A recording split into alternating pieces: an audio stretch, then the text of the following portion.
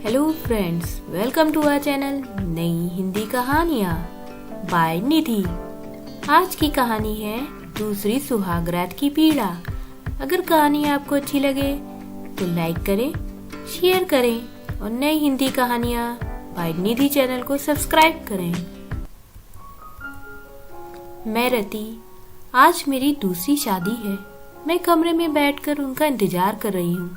मैं ये शादी नहीं करना चाहती थी, पर मेरे माँ बाबूजी और मेरे सास ससुर की जिद की वजह से मुझे ये शादी करनी पड़ी। मेरी शादी मेरे जेठ मानो से हुई है। मेरे जेठ की बीवी का देहांत बहुत साल पहले हो चुका था। उनकी एक 9 साल की बेटी नितारा है। मेरे जेठ अपनी बीवी यामिनी को बहुत प्यार करते थे। यामिनी की डेथ दोनों किडनियां फेल हो जाने की वजह से हुई थी।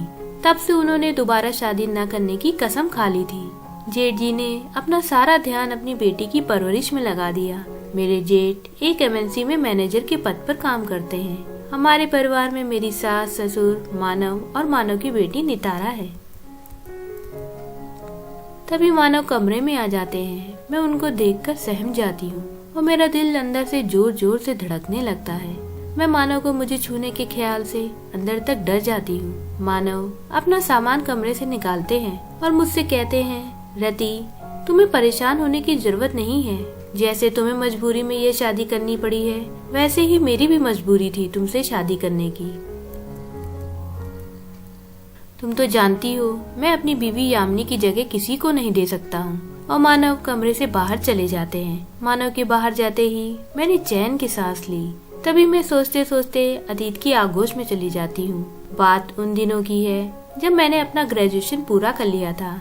मेरे घर में माँ, बाबूजी, मेरी 2 छोटी बहनें और एक छोटा भाई है। बाबूजी एक छोटी सी कंपनी में क्लर्क के पद पर काम करते हैं। माँ हाउसवाइफ है। मैं घर में सबसे बड़ी हूँ, इसलिए मेरा ग्रेजुएशन पूरा होते ही माँ बाबूजी मेरी शादी करा देना चाहते थे। बाबूजी की छोटी सी नौकरी और घर में खाने वाले 6 लोग, सबकी पढ़ाई लिखाई में ही बाबूजी की सारी तनख्वाह खर्च हो जाती थी। इसलिए हमने बाकी सुख कभी देखे ही नहीं। न कभी सिनेमा हॉल में मूवी देखते थे, न कहीं बाहर घूमने जाते और न कभी किसी बड़े होटल में खाना खाए। अच्छे कपड़े पहनना तो हमारा सपना ही था। इसलिए मेरी शादी बड़े घर में होना तो एक बड़ी बात थी हमारे लिए। पर मुझे अमीरी गरीबी से कोई फर्क नहीं पड़ता था। मुझे तो एक प्यार करने वाला पति और ससुराल चाहिए था। पर कहते हैं ना, जिंदगी में जिस चीज की चाह होती है वो कभी नहीं मिलती। वही मेरे साथ हुआ। माँ मुझे बताती है, रति, तुझे देखने लड़के वाले आने वाले हैं। लड़का प्राइवेट कंपनी में सेल्स एग्जीक्यूटिव है और अपने माँ बाप की इकलौती औलाद है। तू शाम को अच्छे से तैयार हो जाना, मैं बाजार जा रही हूँ उनके नाश्ते वगैरह का इंतजाम करने।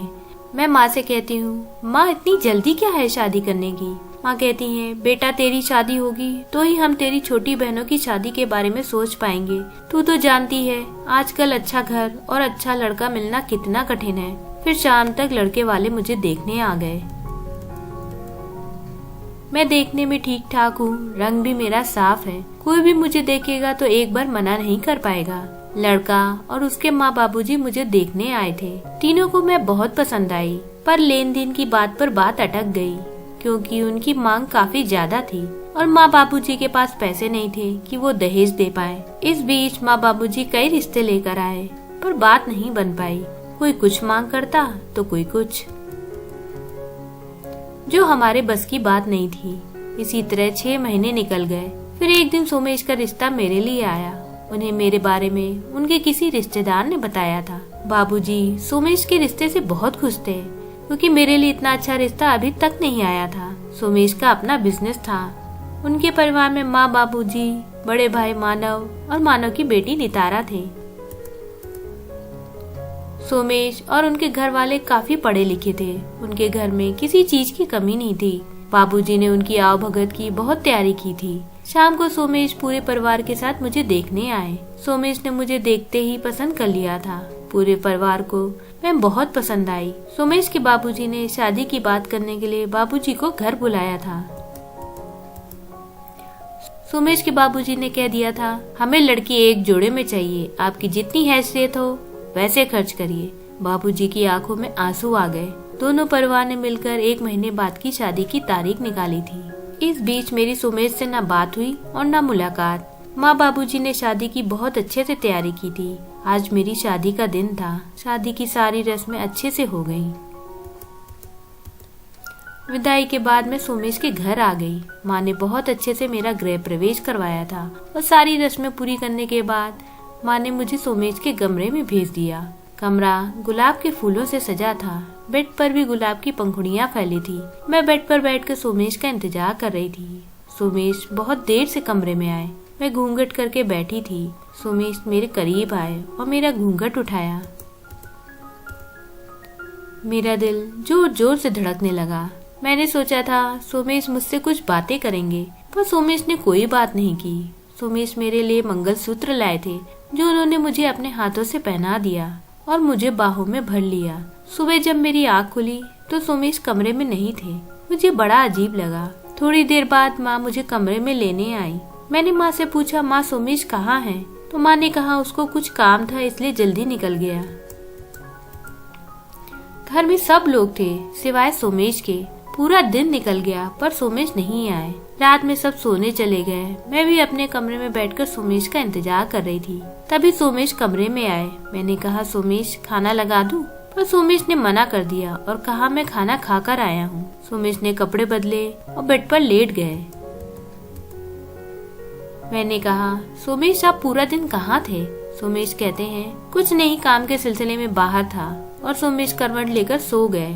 मुझे बड़ा अजीब लगा। सुमेश ने मुझसे कोई बात भी नहीं की और जाकर सो गए। ऐसे ही ये सिलसिला महीनों तक चलता रहा। सुमेश रोज सुबह जल्दी चले जाते और देर रात में आते। अगर मैं कभी पूछती भी तो यही जवाब मिलता, बिजनेस के सिलसिले में बाहर रहते हैं। कुछ दिन बाद मैं मायके गई। माँ पूछती है, बेटा तेरा ससुराल कैसा है? मैं कहती हूँ, माँ घर में सब अच्छे हैं, मुझे कोई परेशानी नहीं है। माँ सुमेश के बारे में पूछती है। पता नहीं माँ, सुमेश से तो मेरी ज्यादा बात ही नहीं हो पाती है। माँ कहती है, क्या सुमेश घर पर नहीं रहते हैं? माँ, सुमेश सुबह जल्दी चले जाते हैं और रात में देर से आते हैं। माँ कहती है, तूने कभी पूछा नहीं? पूछा था माँ, सुमेश कहते हैं बिजनेस के काम से बाहर रहता हूँ। माँ कहती है, बेटा तू बेकार की बातें मत सोच, सुमेश बिजनेस के काम से ही जाते होंगे। अगर मुझे बाहर का कोई काम होता तो मैं जेठ जी को ही बोल देती थी, क्योंकि सुमेश के पास टाइम ही नहीं रहता था मेरे लिए। जेठ जी की बेटी नितारा भी मेरे काफी करीब आ गई थी। नितारा को जब भी तैयार होना होता या फिर पढ़ाई में कोई परेशानी होती तो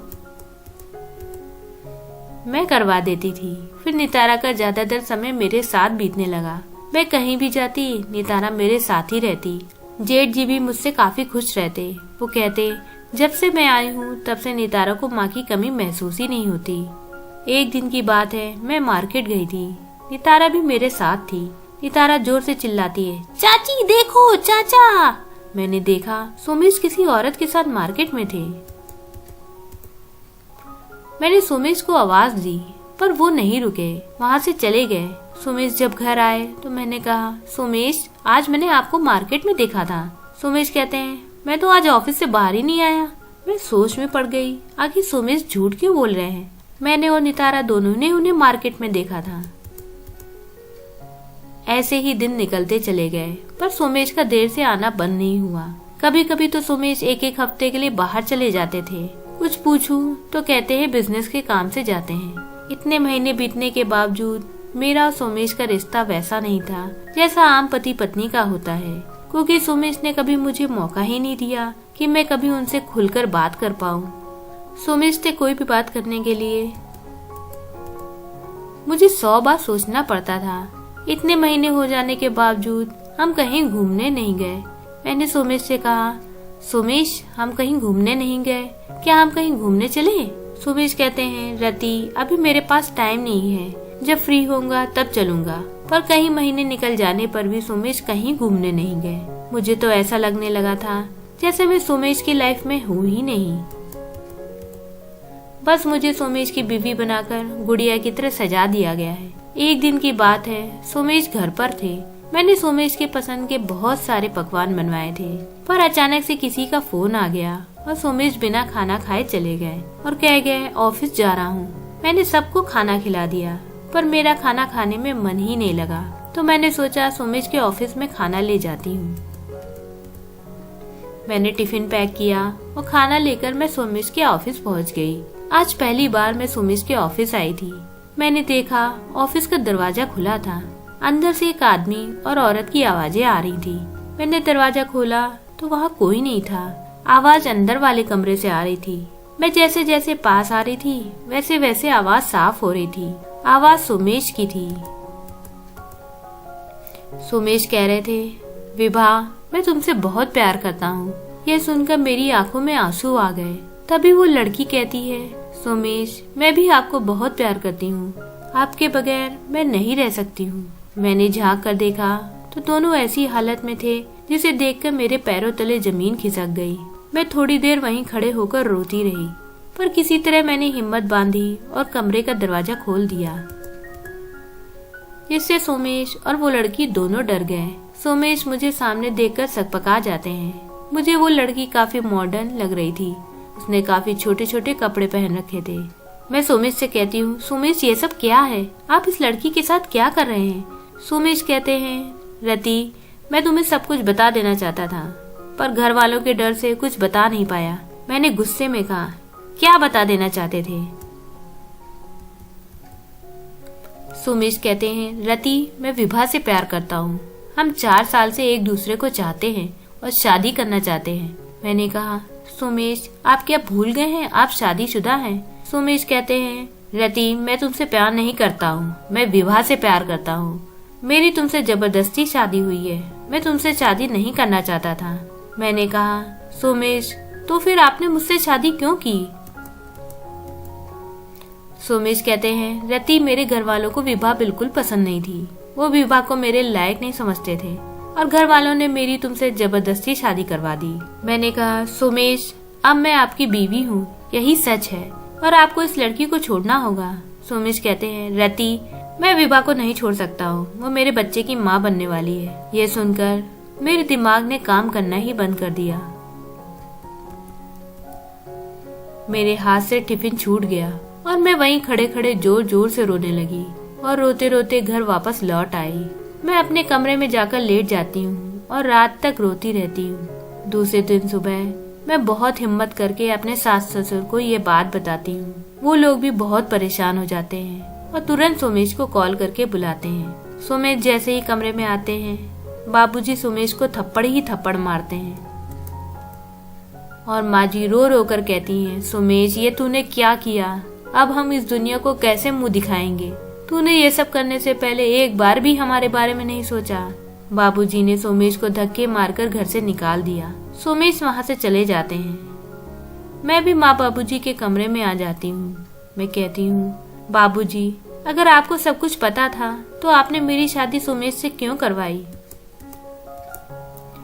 बाबूजी कहते हैं, बेटा हमें क्या पता था ये लड़का क्या कर रहा है। बेटा विभा हमें सोमेश के लिए पसंद नहीं थी, वो बहुत ही मॉडर्न लड़की है, वो हमारे परिवार में एडजस्ट नहीं हो पाती, इसलिए हमने तुम्हें पसंद किया। हमें माफ कर दो बेटा, इस गलती की जो सजा दोगी हमें मंजूर होगी। फिर मैं वहाँ से चली जाती हूँ। फिर बड़ी हिम्मत करके मैंने अपने माँ बाबूजी को यह बात बताई। माँ बाबूजी पर तो जैसे दुखों का पहाड़ टूट पड़ा। माँ का तो रो रो कर बुरा हाल हो गया था। बाबूजी को जैसे सदमा लग गया। माँ बाबूजी कहते हैं, बेटा जब तेरा पति नहीं तो वहाँ रहकर क्या करेगी? दूसरे दिन माँ बाबूजी मुझे लेने आए तो मेरे सास ससुर उनसे माफी मांग रहे थे। हमें माफ कर दीजिए, हमारी वजह से रति की जिंदगी खराब हो गई। बाबूजी कहते हैं, अब हमें इजाजत दें अपनी बेटी को ले जाने की। सोमेश के बाबूजी कहते हैं, भाई साहब हमारी वजह से रति की जिंदगी खराब हुई है, हम ही उसे सुधारेंगे। मेरे बाबूजी कहते हैं, वो कैसे? सोमेश के बाबूजी कहते हैं, हम अपने बड़े बेटे के साथ रति की शादी करवाना चाहते हैं, अगर आप इजाजत दें। बाबूजी कहते हैं, जैसा आप सही समझे। सबने मेरी जिंदगी का फैसला कर लिया, पर किसी ने मुझसे पूछना जरूरी नहीं समझा, न मेरे सास ससुर ने और न मेरे माँ बाबूजी ने। करीब 6 महीने बाद मेरा और सोमेश का तलाक हो गया। मैं दूसरी शादी नहीं करना चाहती थी, पर अपने माँ बाबूजी और सास ससुर की जिद के आगे मैं हार गई तभी नितारा के कमरे से उसके रोने की आवाज आती है और मैं अतीत के ख्यालों से बाहर आ जाती हूँ और नितारा को मैं अपने पास लिटा लेती हूँ। सुबह जब मेरी आँख खुली तो मानव मेरे कमरे में थे। मैं उनको देखकर थोड़ा असहज हो गई। मानव कहते हैं नितारा को स्कूल के लिए तैयार करना है। मैं मानव से कहती हूँ मैं आज से नितारा को तैयार कर दूंगी। मानव नितारा की यूनिफॉर्म मुझे देकर चले जाते हैं। अब से नितारा के सारे कामों की जिम्मेदारी मैंने ले ली थी। इस बात से मानव और माँ बापूजी बहुत खुश हुए कि नितारा के माँ की कमी दूर हो गई। मुझे भी अब नितारा से पहले से ज्यादा लगाव हो गया था। मैंने मानव से कुछ समय मांगा ताकि हम अपनी शादीशुदा जिंदगी की शुरुआत कर सकें। मैं मानव से कहती हूँ मानव, मैं जानती हूँ आपको बड़ा अजीब लग रहा होगा, मैंने अभी तक आपको पति का हक नहीं दिया। मानव कहते हैं मैं समझ सकता हूँ रति, तुम्हारे साथ इतना गलत हुआ और फिर से नॉर्मल होने में तुम्हें थोड़ा टाइम चाहिए। मानव कहते हैं तुम जितना चाहे समय ले लो, मुझे कोई परेशानी नहीं है। धीरे धीरे सब कुछ नॉर्मल होने लगा। मैं, मानव, नितारा और माँ बाबूजी में बिल्कुल रम गई और अपना सारा दुख भूलने लगी थी। पर अब भी मैं और मानव अलग अलग कमरे में सोते थे। मानव अपने हर काम के लिए मुझे ही पुकारते थे। ऑफिस जाने से पहले, ऑफिस आने के बाद उन्होंने तो नितारा की चिंता करना बिल्कुल छोड़ दिया था, क्योंकि उन्हें मुझ पर पूरा विश्वास था कि मैं नितारा का ख्याल सगी माँ की तरह रखूंगी। हम साथ में घूमने जाते, मूवी देखते, साथ में टीवी देखते, साथ में हंसते खिलखिलाते। मानो जब तब मेरे लिए कोई ना कोई गिफ्ट्स लेकर आते, कभी साड़ी, कभी पायल और बहुत कुछ। मानो में वो सारी खूबियां थी जो मुझे अपने पति में चाहिए थी। ऐसे ही कुछ महीने निकल गए। एक दिन मानो के दोस्त का फोन आया, मानो का एक्सीडेंट हो गया है, हम उसे घर लेकर आ रहे हैं। मैं बहुत डर गई, वहीं बैठकर रोने लगी। मैंने ये बात माँ बाबूजी को नहीं बताई, कहीं उन्हें सदमा ना लगे। तभी डोरबेल बजती है। मैं तुरंत दरवाजा खोलती हूँ। सामने मानव खड़े थे। मानव के हाथ में चोट थी। मैं तुरंत उनके गले लगकर रोने लगती हूँ। मानव कहते हैं कुछ नहीं हुआ है, बस थोड़ी सी चोट है। मानव भी मुझे गले लगा लेते हैं। और आज वो दिन था जब हम पति पत्नी सही माने में पति पत्नी बन गए। आज मैं बहुत खुश थी और खुश नसीब थी जिसे प्यार करने वाला पति मिल गया था। फ्रेंड्स, अगर कहानी आपको अच्छी लगी हो तो लाइक करें, शेयर करें और नई हिंदी कहानियाँ चैनल बाय निधि को सब्सक्राइब करें।